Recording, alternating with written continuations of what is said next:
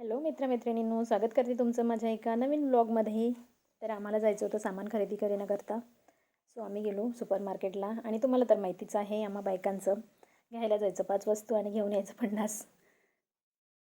आणि आमचं असं असतं ना की कॉम्प्रोमाइज तर आम्हाला अजिबात चालत नाही, कारण कुठल्याही वस्तूशिवाय आमचं भागत नाही. सो जे लागतं ते लागतंच. सो आम्ही सामान वगैरे खरेदी केलं, बिलिंग वगैरे केलं आणि त्याच्यानंतर गाडीमध्ये सामान ठेवल्यानंतर अहो म्हणाले, चल आपण जाऊया थोडं लस्सी प्यायला.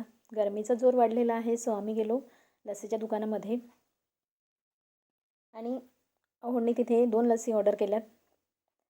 आणि त्याच्यानंतर आम्ही ग्लासपेक्षा साईजने दुप्पट असलेल्या चम्मचने आम्ही लस्सीचा भरपूर मजा घेतला.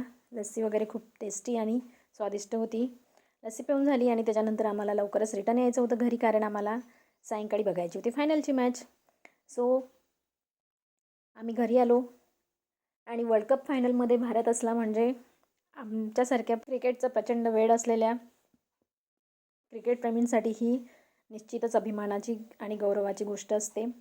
सो आम्ही क्रिकेटचा मजा घेतला आणि फायनली आपण वर्ल्ड चॅम्पियन झालो आणि आपणच मॅच जिंकून दिल्याच्या आविर्भावात आम्ही अगदी आनंदात आणि उत्साहात विजय जल्लोष साजरा केला.